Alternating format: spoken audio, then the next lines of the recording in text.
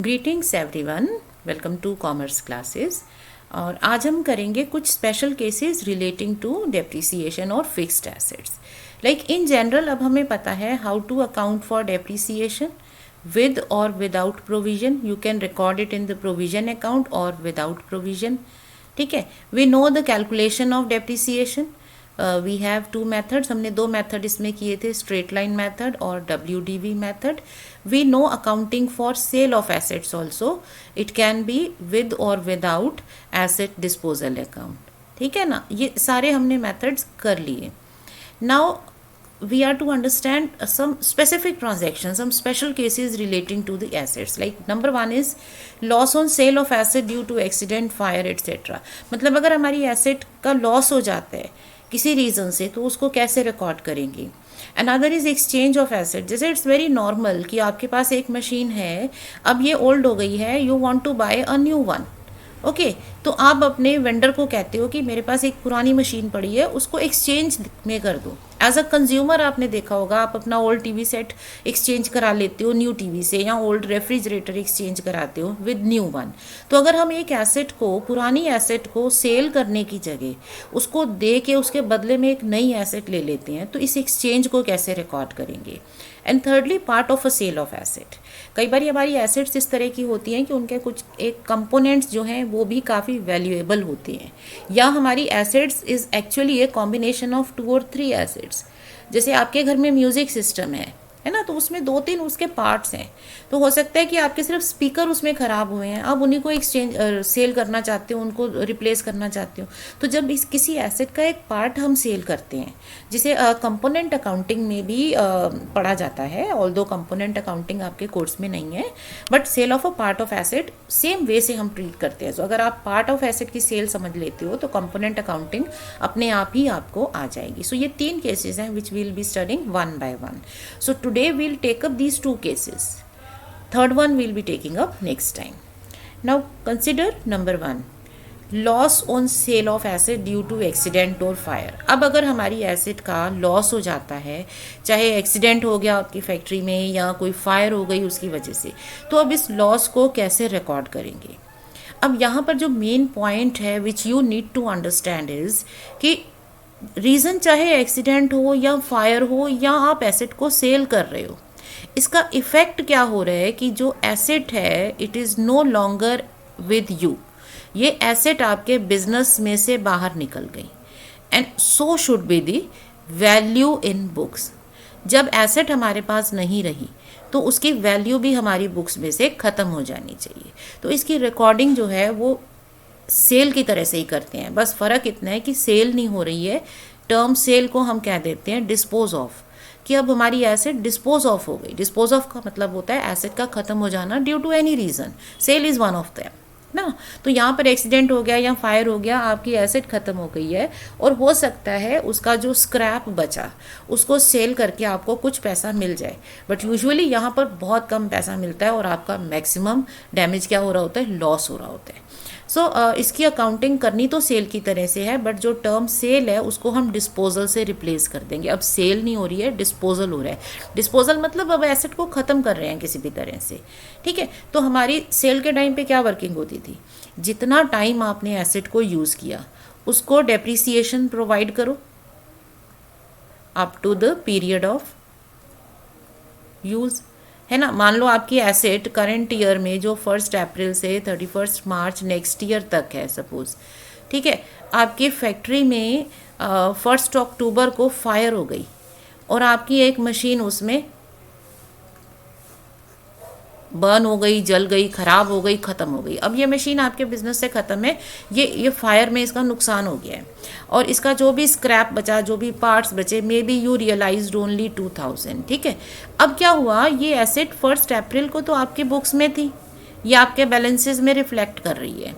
6 months आपने इसे use किया है, उसके बाद इसका लॉस हुआ है। सो आप 6 मंथ्स का इसका डेप्रिसिएशन प्रोवाइड करो और इसकी बुक वैल्यू कैलकुलेट कर लो, है ना, जैसे हम नॉर्मली सेल के टाइम पे करते हैं। अब यहाँ पर सेल नहीं होगी, on the date of disposal कह लो या on the date of accident कह लो, कि जब एक्सीडेंट हुआ तो आप इसकी वैल्यू सॉल्व करो। सेकेंडली, अब इसमें हमें क्या मिलेगा, जब हमारी एसेट का या तो इसकी स्क्रैप पे कुछ अमाउंट मिल जाता है, या क्या होता है अगर हमने अपनी एसेट इंश्योर कराई हुई है तो हमें इंश्योरेंस क्लेम मिलता है। अगर आपका क्लेम अप्रूव हुआ है, अप्रूव होने का मतलब है कि आपको कंपनी ने क्लेम अप्रूव कर दिया, तो इंश्योरेंस क्लेम आपका रिकवरेबल हो गया। ठीक है, अभी मिला नहीं है तो ये आपके डेटर की तरह से रिकॉर्ड हो जाएगा कि हमें पैसा मिलेगा। लेकिन अगर आपका क्लेम पे हो गया तो it means you got cash. अब इसी एसेट में मान लो आपने इसको इंश्योर कराया हुआ था, ठीक है, तो इन दैट केस आप इसकी स्क्रैप नहीं सेल करोगे, इंश्योरेंस कंपनी आके सब हैंडल करेगी और आपको क्लेम मिलेगा। मान लो इसका क्लेम आपको 40,000 रुपीज़ मिल गया। सो अगर कंपनी कहती है कि क्लेम इज़ अप्रूव्ड, तो आप इंश्योरेंस कंपनी को अपना डेटर बना दोगे कि हमें उनसे पैसा मिलना है। और अगर इंश्योरेंस क्लेम पे हो गया तो आप लिख दोगे पैसा मिल गया। तो सेल नहीं हो रही है, सेल की जगह पे क्या हो रहा है, क्लेम मिल रहा है। तो इसकी जो जर्नल एंट्रीज हैं या जो इसकी वर्किंग है ये सिमिलर होती है जैसे हम करते हैं नॉर्मल सेल में, कि डेप्रिसिएशन प्रोवाइड करो, सेल प्राइस रिकॉर्ड करो। अब सेल नहीं है, सेल की जगह या तो स्क्रैप की सेल हो रही है या हमें इंश्योरेंस क्लेम मिल रहा है। और प्रॉफिट और लॉस, ठीक है, प्रॉफिट और लॉस ऑन डिस्पोजल, तो अब सेल नहीं कहोगे, डिस्पोजल पे आप प्रॉफिट और लॉस सॉल्व करोगे। So it is treated just like disposal और sale of asset. The only difference is कि सेल प्राइस की जगह पे हमें इंश्योरेंस क्लेम मिलेगा, जो या तो बैंक से रिकॉर्ड होगा या इंश्योरेंस क्लेम से रिकॉर्ड होगा। सो वर्किंग आपकी वही रहने वाली है, जर्नल एंट्रीज आपकी वही रहने वाली हैं जो हम पहले करते थे। ठीक है, तो जर्नल एंट्रीज में कोई चेंज नहीं है। मतलब आपने जब डेप्रिसिएशन चार्ज किया तो एंट्री हो गई depreciation to fixed asset account, ठीक है, या प्रोविज़न में करते हो और फिर प्रोविज़न से आप पूरा डेप्रिसिएशन फिक्स्ड एसेट में लिखते हो। तो डेप्रिसिएशन की एक एंट्री होती है, डायरेक्ट कर रहे हो तो सीधे फिक्स्ड एसेट में, प्रोविज़न के थ्रू है तो पहले प्रोविज़न में डालो फिर प्रोविज़न से सारा एसेट में लिख दो। दूसरी चीज़ है आपको अब पैसा मिल रहा है बैंक से या इंश्योरेंस क्लेम आपका अप्रूव है, सो आपको फिक्स्ड एसेट के अगेंस्ट ये पैसे मिले हैं, ठीक है ना। और तीसरी चीज़ क्या है, प्रॉफिट और लॉस कैलकुलेट करो। अगर आपके पास है लॉस ऑन डिस्पोजल, बस टर्म भूलना मत, लॉस ऑन डिस्पोजल हो जाएगा तो आप इसको लॉस को मेजर करके लिख लोगे। तो सेम ही चीज़ है, बस एक ही डिफरेंस है, सेल नहीं हो रही है, डिस्पोजल हो रहा है। ओके, नेक्स्ट है हमारा exchange of old assets with a new one against exchange allowance. मतलब अगर आपकी एसेट जो है उसको आप एक्सचेंज कर रहे हो, इट्स वेरी नॉर्मल है ना। एक एसेट आपके पास है, अब वो आपके यूज़ की नहीं है, आप जब नई एसेट खरीदना चाहते हो तो आप उसको वेंडर को बोलते हो कि हमारे पास इसका पुराना मॉडल पड़ा हुआ है भाई, इसको एक्सचेंज कर देते हैं। सो वो क्या करेगा, आप जस्ट कंसिडर, आप अपना बिजनेस ट्रांजैक्शन मत सोचो, आप अपना हाउस होल्ड ट्रांजैक्शन सोच लो। आप एक पास एक रेफ्रिजरेटर है, ठीक है, अब ये ओल्ड एसेट है आपकी, ये बिजनेस में भी तो हो सकता है ना, अपने ऑफिस में एक रेफ्रिजरेटर एक फ्रिज रखा हुआ है, आपके पास ओल्ड एसेट है, अब आप इसको एक्सचेंज कर लेते हो और उसके बदले में एक न्यू रेफ्रिजरेटर खरीद लेते हो। तो अब आपकी डीलिंग कैसे हो रही होगी, वेंडर के साथ कैसे डील होगी। सबसे पहले तो आप प्राइस डिसाइड करोगे कि ये जो नया रेफ्रिजरेटर है इसकी फेयर वैल्यू या ये आप मुझे कितने में दोगे, इसका परचेज प्राइस कितना है। मान लो इसका परचेज प्राइस है 1 लाख, ठीक है। अब आप उसको ओल्ड रेफ्रिजरेटर जब सरेंडर करोगे तो वो उसके बदले में कुछ आपको अलाउंस करेगा कि ठीक है, अगर तुम ओल्ड रेफ्रिजरेटर दे देते हो तो मैं 1 की जगह पे आपको 80,000 पे करना है। अब ये जो आप पैसा कम पे कर रहे हो ये वो डिस्काउंट नहीं दे रहे कि आपको डिस्काउंट दे दिया, ये डिस्काउंट नहीं है। ये क्यों कम कर रहा है, क्योंकि आपने ओल्ड रेफ्रिजरेटर उसको दे दिया, रिटर्न कर दिया, तो इसके एक्सचेंज पे आपको अलाउंस मिल गया। इसको टर्म कौन सी यूज़ करते हैं, एक्सचेंज अलाउंस। सो हमें अलाउंस मिल गया 20,000 रुपीज़ का, ठीक है। तो इसको जब रिकॉर्ड करना है ना तो इसको 2 ट्रांजैक्शन मानेंगे। पहली ट्रांजैक्शन क्या है कि ओल्ड आपका रेफ्रिजरेटर एक्सचेंज हो गया 20,000 में, तो आप मान लो कि ओल्ड की सेल हो रही है 20,000 में। तो ये जो फर्स्ट है इसकी एंट्रीज जो हैं जर्नल एंट्रीज जैसे सेल हो रही होती है ना उस तरह से करेंगे। बस फ़र्क क्या होगा, सेल के टाइम पे हमें पैसा मिलता है, यहाँ हमें पैसा नहीं मिल रहा, हमें अलाउंस मिल रहा है, और वो अलाउंस न्यू एसेट के अगेंस्ट, उसके प्राइस के अगेंस्ट एडजस्ट हो जाएगा। तो जब इसकी एंट्री करेंगे तो एंट्री क्या होगी, आप नॉर्मली एंट्री करते हो bank to old asset, bank to asset करते हो, लेकिन अब ये बैंक की जगह पे आ जाएगा एक्सचेंज अलाउंस। तो जितना अलाउंस हमें मिला वो हम लिख देंगे बैंक की जगह पे, बैंक नहीं आ रहा, ठीक है। इसके रिमेनिंग ट्रांजैक्शंस जो हैं एक्सचेंज के टाइम पे, ओल्ड एसेट की जो रिमेनिंग ट्रांजैक्शंस हैं वो एज इट इज़ हैं।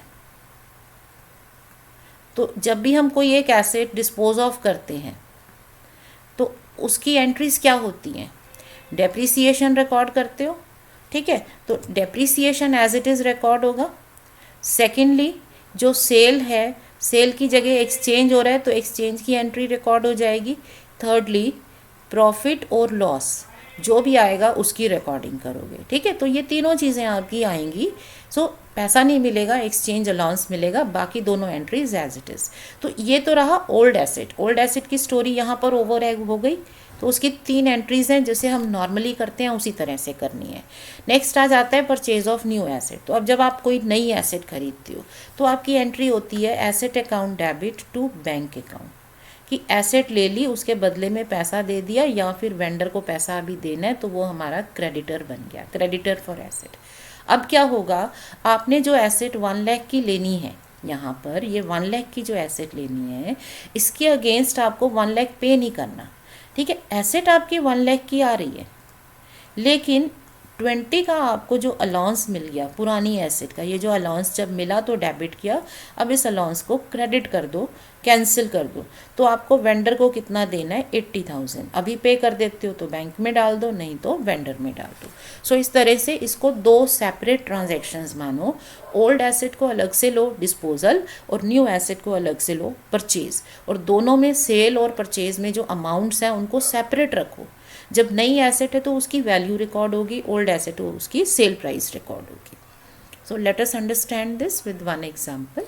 अब है old machine with a book value of 40,000 is changed for a new machine of 1,20,000। एक ओल्ड मशीन थी, उसके बदले में आपने एक नई मशीन ले ली। अब आपके इसमें वर्किंग क्या है, क्योंकि ऐसे तो होगा नहीं कि आप पुरानी एसेट ले जाओ और नई ले आओ, कहीं तो एक्सचेंज प्राइस होगा ना, कुछ तो डिसाइड होगा।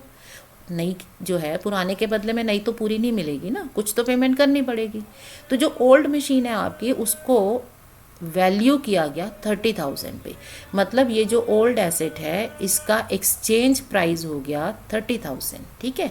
सो इसमें 10,000 का हमें अपेरेंटली लॉस ऑन एक्सचेंज दिख रहा है। अगर हम depreciation for the time being ignore कर दें तो हमारे पास लॉस ऑन एक्सचेंज है 10,000 का। सो नई मशीन जो 1,20,000 की है, इसमें से 30,000 तो आपको वो क्रेडिट दे देगा एक्सचेंज अलाउंस, कि एक्सचेंज का अलाउंस मिल गया। तो बाकी का जो 90,000 है वो आप लेटर ऑन पे कर रहे हो, मतलब वो वेंडर को बाद में पे कर देंगे।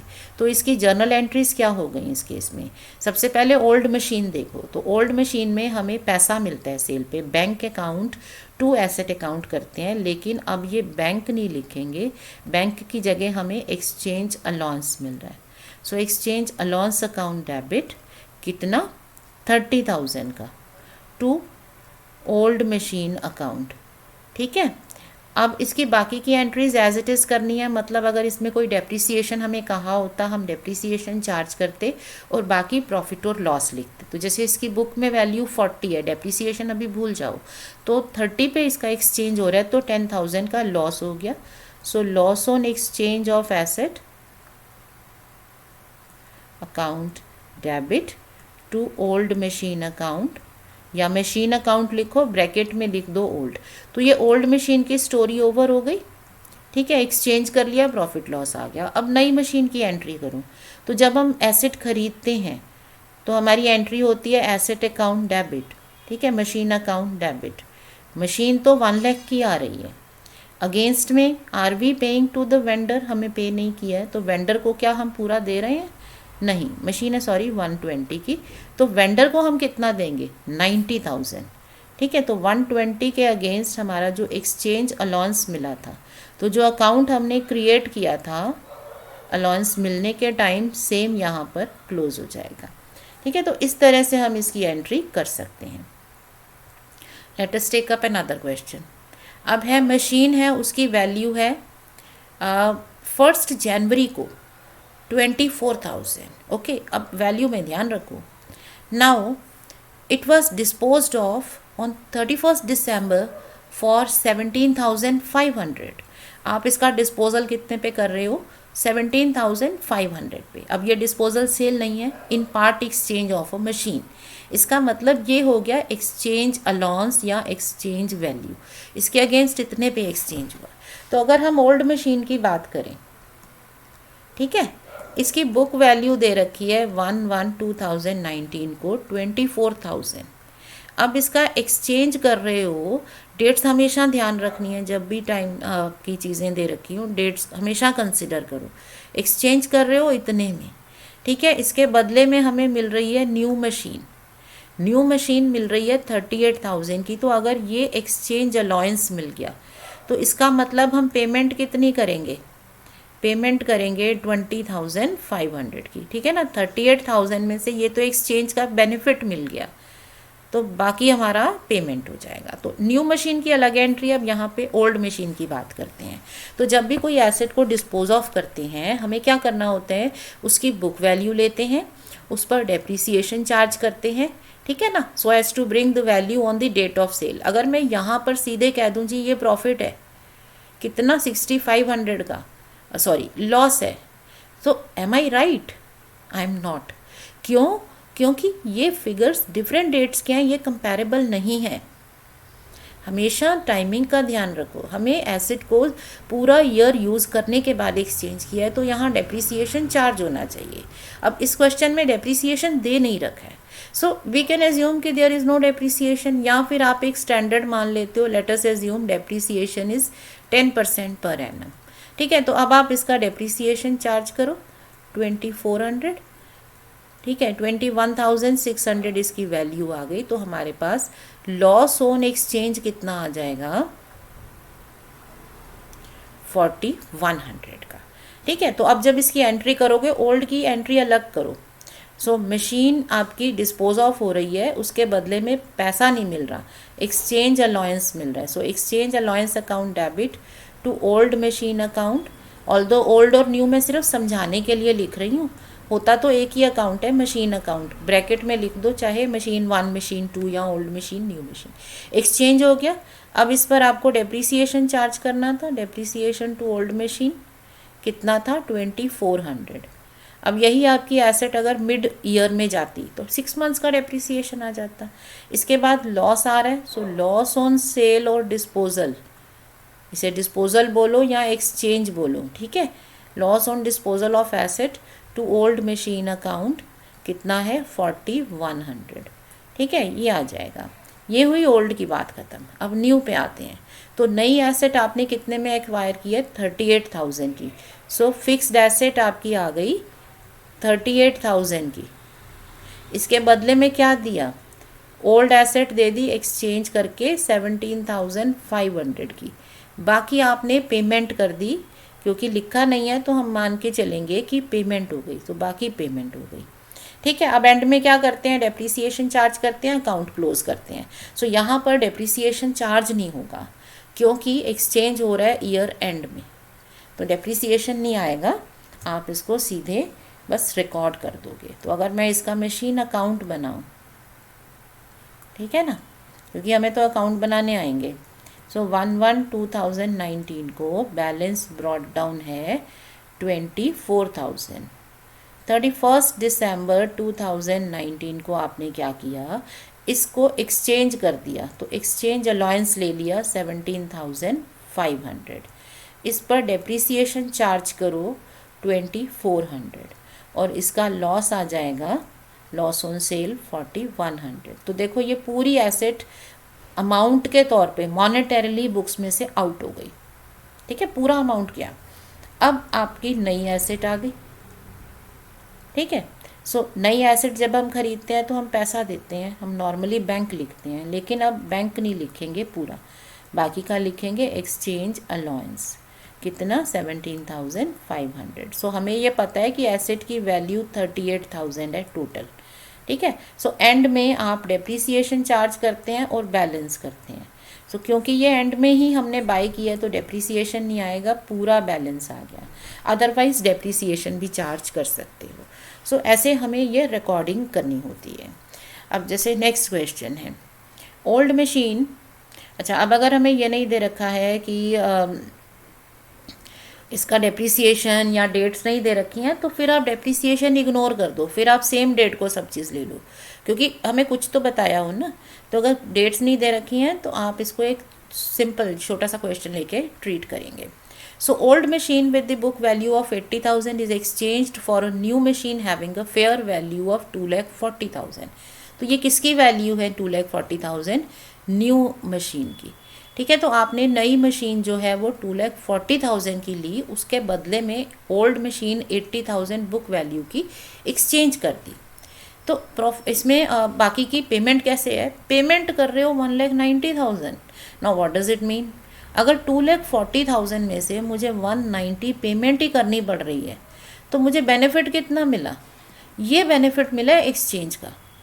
ठीक है, तो हमारा एक्सचेंज अलाउंस जो है वो 50,000 है। तो इसकी दो ट्रांजैक्शंस क्या हुई क्वेश्चन थर्ड की, कि जो ओल्ड एसेट थी 80,000 बुक वैल्यू की, वो एक्सचेंज कर ली फॉर 50,000। ठीक है, और दूसरी ट्रांजैक्शन है न्यू एसेट 2,40,000 की परचेज की, जिसके अगेंस्ट एक्सचेंज हमें अलाउंस मिला 50,000 का और पेमेंट हुई 190 की। तो अब एंट्रीज कैसे करेंगे? ओल्ड एसेट की जब डिस्पोजल होगा तो हमें पैसा नहीं मिलेगा, हमें मिलेगा एक्सचेंज अलाउंस।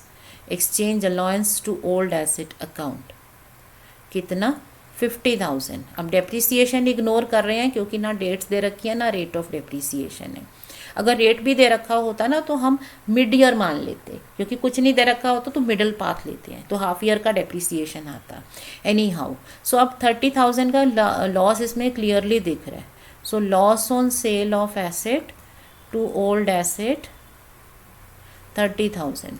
तो ये जो है ना, जब एसेट फिजिकली हमारी बुक में से चली जाती है, हमारे बिजनेस में से चली जाती है, तो मॉनेटरली मतलब प्राइस में भी बुक में से आउट हो जानी चाहिए। तो बुक में वैल्यू थी 80,000, अब ये पूरा आउट है। 80 में से 50,000 आपने एक्सचेंज अलाउंस में डाल दिया और 30 का लॉस लिख दिया, तो ये मॉनेटरली सारी वैल्यू हमारी अकाउंट्स में से ख़त्म हो गई। और अब ये जो नई एसेट खरीदी है तो new asset account debit, asset है 2,40,000 की। जब हम एसेट खरीदते हैं एंट्री होती है asset account debit to bank account, ठीक है ना।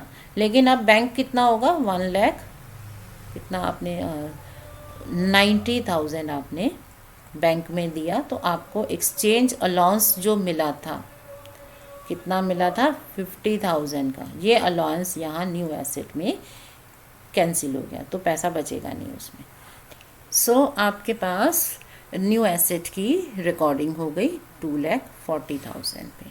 ओके, सो हमें क्या करना है? ऑलवेज रिमेंबर ओल्ड एसेट की जो भी वर्किंग है, ठीक है, उसे अलग रखो। उसे ये मान के चलो कि पैसा नहीं मिल रहा है, एक्सचेंज अलाउंस मिल गया, और न्यू एसेट की वर्किंग को सेपरेट कर लो। कभी भी इसमें कंफ्यूज नहीं होना, क्योंकि अगर आप इसमें कंफ्यूज हो जाएंगे ना, अमाउंट्स को अगर मिक्स करने की कोशिश करोगे तो या तो सेल की एंट्री ढंग से नहीं होगी या फिर परचेज के अमाउंट में गड़बड़ हो जाएगी। सिमिलरली यहाँ पर भी देखो, अब आपका ओल्ड एसेट को आपने अलग ही डील करना है। ठीक है, ओल्ड एसेट की बुक वैल्यू निकाली और उसको एक्सचेंज कर लिया। सो ऐसे हमारा अकाउंट बन गया। अब नेक्स्ट लेते हैं old machine with the book value of 10,000। अब ये देखो बुक वैल्यू है, इसे एक्सचेंज करोगे तो ज़रूरी नहीं है कि हमें बुक वैल्यू ही मिलेगी, हमें कम ज़्यादा मिल सकता है। That must be kept in mind. Now इसके बदले में आपने नई मशीन ले ली। On the date of exchange a payment of 20,000 was made. अब इसमें जो नई मशीन आपने ली है उसके बदले में आपने एक तो 20,000 की पेमेंट कर दी, और आपकी जो ओल्ड मशीन है उसकी वैल्यू कितनी डिसाइड हुई? 16,000। Now how will we enter this? अब हमें जो न्यू एसेट है उसकी वैल्यू नहीं दे रखी है, ठीक है ना, समझ रहे हो। अब आपको न्यू एसेट की वैल्यू नहीं बता रखी, आपको सिर्फ ये बता रखा है कि जब आपने न्यू मशीन ली तो उसमें 20,000 की पेमेंट करी और ओल्ड मशीन का फेयर प्राइस आ गया 16। दैट मीन्स जो न्यू एसेट है वो हमें कितने की पड़ी, कितनी वैल्यू में पड़ी। अगर आप इसको ऐसे बोलो जी मैंने एक पुरानी मशीन दी, उस पर मुझे 16,000 का प्राइस मिला है और 20,000 मैंने आगे से हाथ से दिए उसको, तो मुझे नई एसेट मिल गई 36,000 की। ठीक है, 36,000 में से 20,000 की पेमेंट है, कैश में गया 20 और 16,000 का एक्सचेंज अलाउंस है। तो ये न्यू एसेट को अलग डील करोगे। अब ओल्ड का क्या रहा, ओल्ड एसेट की वैल्यू थी 10,000 और उसके बदले में हमें कितना मिल गया बेनिफिट 16 का। तो यहाँ पर आपको प्रॉफिट ऑन सेल हो गया, सेल कह लो या एक्सचेंज कहेंगे, यहाँ पर आपका 6,000 का एक्सचेंज पर प्रॉफिट हो गया। तो अलग अलग डील करोगे। तो जैसे यहाँ जब आप एक्सचेंज प्राइस लिखोगे तो अब हमारा एक्सचेंज प्राइस 16 है, ठीक है, इस क्वेश्चन में। अब जब आपके पास प्रॉफिट हो गया तो आप प्रॉफिट की एंट्री करोगे, asset account debit to profit on exchange of asset 6,000। तो अगेन देखो आपकी ये एसेट बुक्स में से चली जाएगी और न्यू एसेट की अलग एंट्री करोगे। अच्छा, अब अनदर एग्जांपल, अगर same old question fourth part में ही फेयर वैल्यू मशीन की 34,000 होती, अब अगर आपको ओल्ड मशीन की जगह न्यू मशीन की वैल्यू दी होती, समझ रहे हो, 34,000 में से क्या होता, 20 आपने पे कर दिया तो बाकी आपकी ओल्ड की एक्सचेंज वैल्यू आ जाती। सो अगर इसकी जगह पे हमें न्यू की वैल्यू दे दें तो हम फिर प्रॉफिट और लॉस अकॉर्डिंगली सॉल्व कर लेंगे उसकी वैल्यू निकाल के। So this is how we deal with the exchange of the assets. ठीक है, एक और क्वेश्चन कर लेते हैं। मान लो एक आपके पास एसेट है, machine account shows balance of से 34,000। ठीक है, डेप्रिसिएशन का रेट है 10% पर एनम। सपोज ये बैलेंस है 1/1/2019 को। On 1 October 2019 a new machine was purchased by surrendering the old one for 25,000 rupees. In addition, ठीक है, 15,000 rupees were paid in cash. ये पैसा भी दे दिया, तो प्रिपेयर करो अब आप मशीन अकाउंट। ठीक है, ये क्वेश्चन है, सिंपल सा क्वेश्चन है। तो पहले आप ओल्ड मशीन को ले लो। ओल्ड मशीन में क्या चल रहा है, 1/1/2019 को इसकी बुक वैल्यू है 34,000, रेट ऑफ डेप्रिसिएशन 10% है, तो अभी कुछ नहीं दे रखा तो बुक वैल्यू पे ही जाएगा। अब आपने इसको एक्सचेंज कब किया, 1 October को, तो डेप्रिसिएशन कितने मंथ्स का लगेगा, 10% फॉर 9 months। ठीक है ना। सो आपका डेप्रिसिएशन कितना आ जाएगा,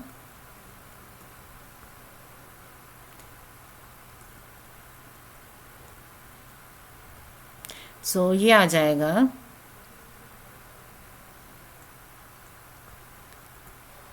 2550। इसका मतलब book value on the date of exchange, same ही चीज़ हो रही है, सेल की जगह एक्सचेंज हो रहा है और क्या है ना। सो ये वैल्यू आ गई 31,450 और इसके अगेंस्ट आपको एक्सचेंज अलाउंस कितना मिला, आपने सरेंडर किया 25,000 में, that means you have a loss of 6450। ठीक है, अब आ जाते हैं न्यू मशीन पे। तो न्यू मशीन आपकी कितने की पड़ी, न्यू मशीन के लिए आपको एक्सचेंज में अलाउंस मिल गया 25,000 का और आपने कैश पे कर दी 15,000 की, दैट मीन्स न्यू मशीन हो गई 40,000 की। कब, 1 October को। तो अब ईयर एंड में इस पर डेप्रिसिएशन चार्ज होगा, रेट है 10%, बट हम लेंगे 3 months क्योंकि ये ईयर आपका जनवरी टू दिसंबर चल रहा है। ठीक है, क्योंकि जनवरी का ओपनिंग बैलेंस है ना, तो कैलेंडर ईयर में अगर अक्टूबर में कोई चीज़ खरीदते हैं, अक्टूबर नवंबर दिसंबर 3 मंथ्स, ये ईयर का बिल्कुल फाइनेंशियल ईयर है, कैलेंडर ईयर है, this should be very clear. ये थोड़ा सा क्वेश्चंस कई बार कंफ्यूज कर सकते हैं आपको, सो ईयर का ध्यान रखना है। Now if we make only machine account, क्योंकि इसमें प्रोविज़न तो बता नहीं रखे हैं, तो मशीन अकाउंट में क्या आएगा, आप एक एक करके वर्किंग करो, ओके। आप इसमें कंफ्यूज नहीं करो, मिक्स नहीं करो। हमारे पास बैलेंस है 34,000 का, अब ये एसेट एक्सचेंज हो गई है, तो पहले इसकी एंट्रीज कर लो। इस पर हमने डेप्रिसिएशन चार्ज किया 1 अक्टूबर को, ठीक है। कितना हमने डेप्रिसिएशन चार्ज किया, 2550। सेम डेट को आपको इसको एक्सचेंज करने पे अलाउंस मिल गया आपको 25,000, और यहाँ पर आपको लॉस हो गया, loss on exchange of asset, ठीक है। कितना हो गया, 6450, ये आ गया, ये ख़त्म हो गई, ये आपकी बुक्स में से चली गई। यू कैन वेरी वेल सी, सारा मॉनेटरली बैलेंस निकल जाएगा। अब सेम अक्टूबर में आपने क्या किया, जो नई एसेट खरीदी, ठीक है, तो उसके लिए आपने पैसा दिया 15,000 और एक्सचेंज अलाउंस आपको मिला 25,000, ठीक है। सो ये 40,000 की एसेट रहेगी। सो अब जब 31 दिसंबर को डेप्रिसिएशन चार्ज करेंगे तो वो 40,000 का आ रहा है, एसेट की वैल्यू का आ रहा है, कैश पे नहीं आ रहा है, एसेट पे डेप्रिसिएशन चार्ज होते हैं। सो बैलेंस बच गया 39,000। सो जो आपने एसेट एक्सचेंज की थी वो आपकी बुक्स में से आउट हो गई, और जो आपने नई एसेट खरीदी थी वो आपकी बुक्स में आ गई, ठीक है। सो 2020 में बैलेंस ब्रॉट डाउन हो जाएगा 39,000। सो इस तरह से एक्सचेंज को रिकॉर्ड करते हैं। I hope this is clear to you. So किसी भी क्वेश्चन में एक्सचेंज हो, इसको नया मत समझो, don't take it as a new thing. ये सेल की तरह ही है, बस सेपरेट कर लो ना, ओल्ड को सेपरेट कर लो, न्यू को सेपरेट कर लो, तो इस एक सेपरेट आपकी सेल, सेपरेट आपकी परचेज आ जाएगी। So stay learning and practising, stay smiling. Thank you.